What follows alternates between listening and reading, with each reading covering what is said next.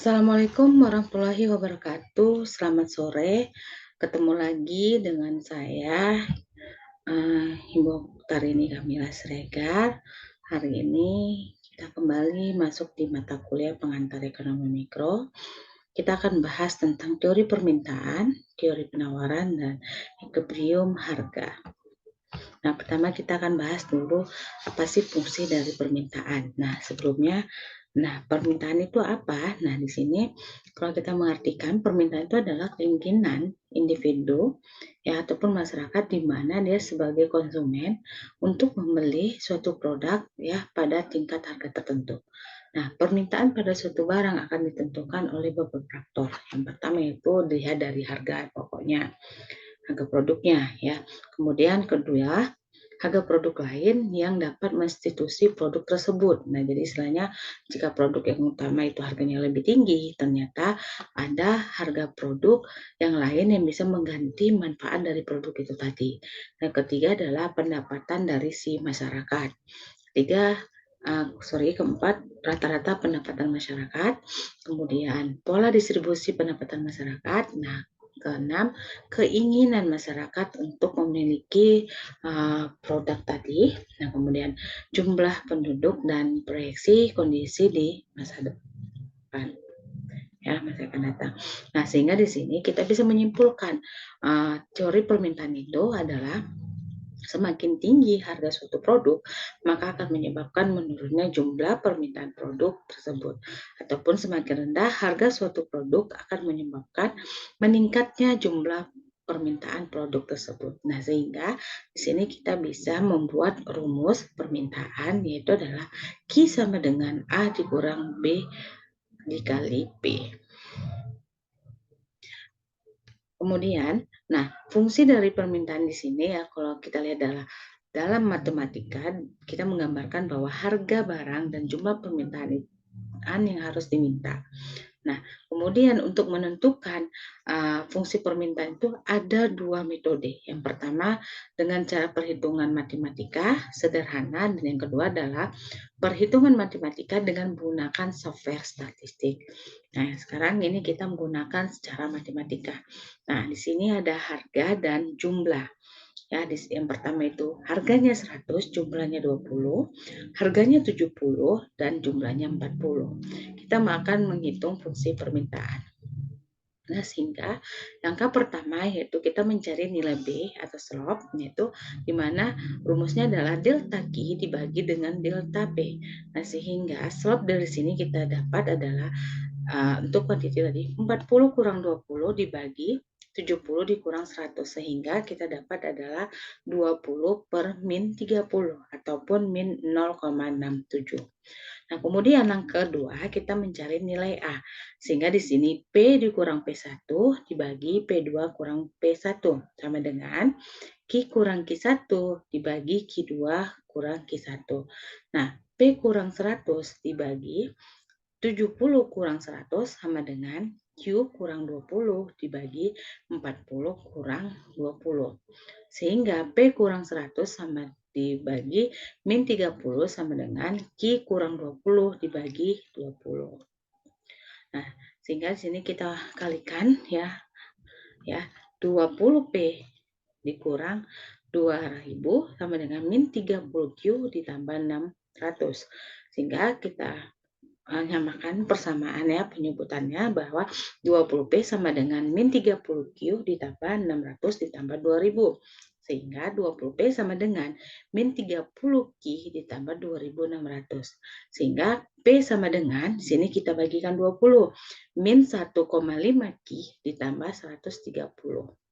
Oke, kita ingin mencari nilai Q-nya. Kita keluarkan ya min 1,5 Q kita pindahkan ke posisi di kiri. 1,5 Q sama dengan min P tambah 130. Nah, Q sama dengan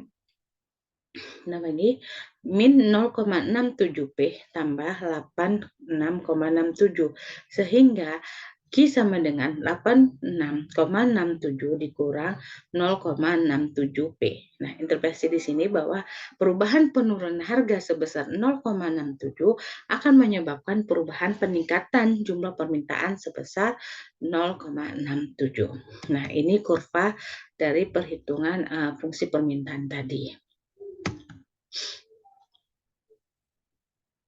Nah, pergeseran kurva permintaan di sini terjadi yang pertama adanya perubahan harga produk. Nah, dua kondisi ini yang akan menyebabkan perubahan kondisi permintaan pada perubahan harga pokok. Yang pertama, apabila harga produknya mengalami peningkatan, maka kondisi kurva permintaan itu akan bergeser ke arah kiri, sehingga jumlah permintaan produk itu akan berkurang. Nah, yang kedua, harga suatu produk itu kalau menurun, maka kurva permintaan akan bergeser ke arah kanan, sehingga menyebabkan ya jumlah permintaan produk tersebut akan bertambah.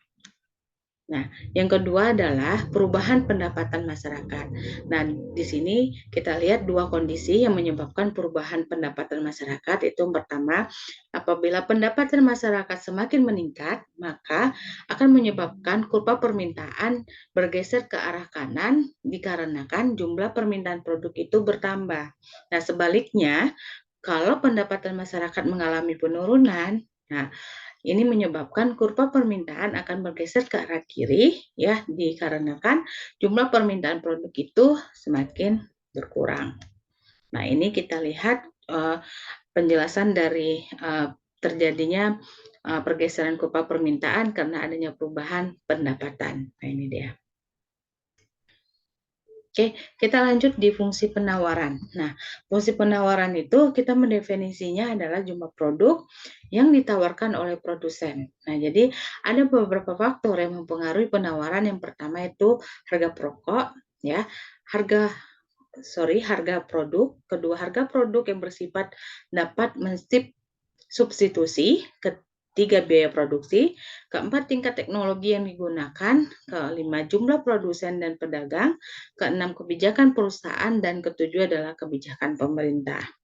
Nah, di dalam teori penawaran di sini ya adalah bahwa semakin tinggi harga suatu produk akan menyebabkan meningkatnya jumlah penawaran produk yang ditawarkan produsen. Dan sebaliknya, semakin rendah harga produk akan menyebabkan menurunnya jumlah penawaran produk yang ditawarkan produsen. Sehingga rumusnya di sini adalah Q sama dengan min A tambah B kali P. Nah, dalam fungsi penawaran ini sama dengan fungsi permintaan.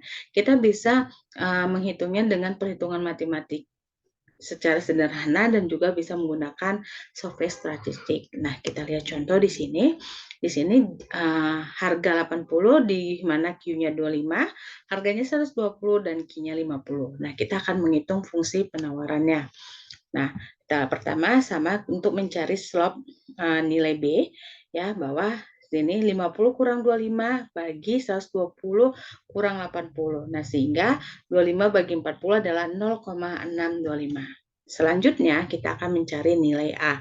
Ya, ini sama jadi P kurang 80 dibagi 120 kurang 80 sama dengan Q kurang 25 dibagi 50 kurang 25. Nah, sehingga P kurang 80 bagi 40 sama dengan Q kurang 25 bagi 25. Nah, maka yang kita dapat adalah 25P kurang 2000 sama dengan 40Q dikurang 1000.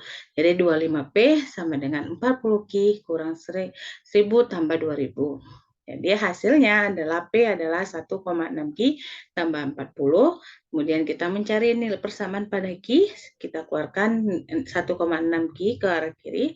Min 1,6Q sama dengan min P tambah 40. Sehingga Q sama dengan 0,25P dikurang 25. Ataupun Q sama dengan min 25 ditambah 0,625P. Baik, ini kurvanya ya. Oke, kita lanjut. Nah, di sini juga pergeseran kurva penawaran itu dipengaruhi oleh beberapa. Yang pertama itu adalah perubahan di harga produknya. Nah, penyebab terjadi perubahan harga produk yang pertama adalah harga suatu produk akan mengalami peningkatan apabila kurva penawaran bergeser ke arah kanan, akan menyebabkan jumlah penawaran produk akan bertambah. Nah, sebaliknya kalau harga produk mengalami penurunan, maka kurvanya bergeser ke arah kiri. Nah, menyebabkan jumlah penawaran produk juga berkurang.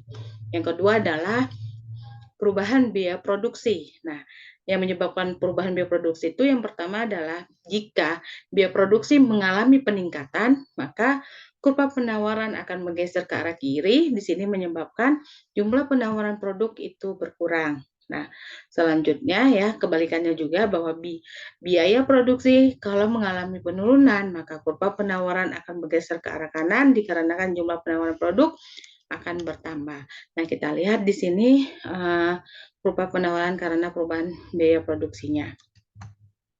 Ya. Oke, kita lanjut di harga keseimbangan pasar. Nah, di sini yang harus kita perhatikan adalah bahwa harga suatu barang ya dalam memperjualbelikan di pasar itu ditentukan oleh permintaan dan penawaran. Benar. Ya, karena adanya permintaan dan adanya penawaran. Kemudian keadaan ini juga ya dipengaruhi oleh harga dalam produk di pasar. Sehingga keseimbangan ini ya akan terjadi apabila adanya jumlah penawaran dari produsen itu sama dengan jumlah permintaan dari masyarakat. Nah, dalam penentuan harga keseimbangan di pasar ada beberapa hal yang harus kita perhatikan. Yang pertama adalah kelebihan permintaan. Nah, kalau terjadi kondisi seperti ini, maka jumlah permintaan masyarakat ya produk telah melebihi jumlah produk yang ditawarkan oleh si produsen.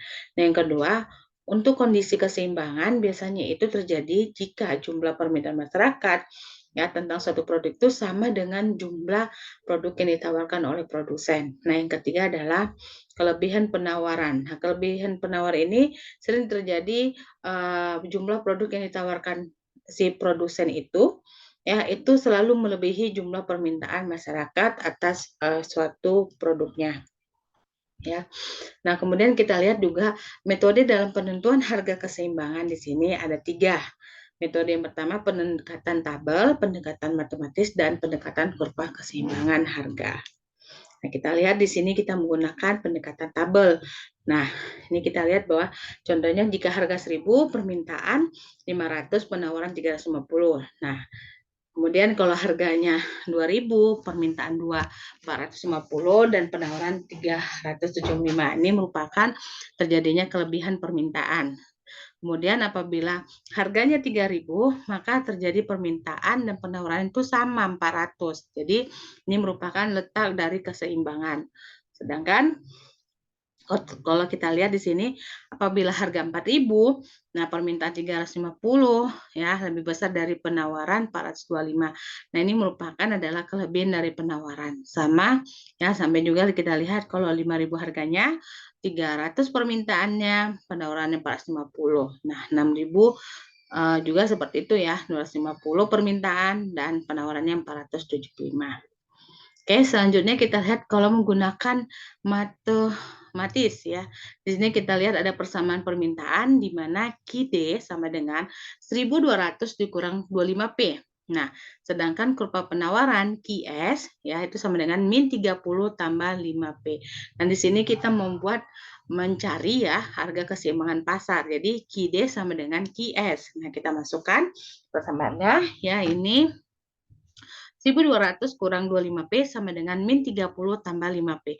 Nah, kita samakan masing-masing penyebutnya. 1.200 tambah 30 dikurang 25P ditambah 5P. Jadi 1.230 sama dengan 30P, maka P sama dengan adalah 41. Nah, sedangkan pembuktiannya kita lihat bahwa tadi P itu 41, jadi untuk QD jadi itu harganya penawarannya ya di permintaan ya itu ada 175 dan penawarannya itu adalah 175. Jadi di sini merupakan terjadi keseimbangan.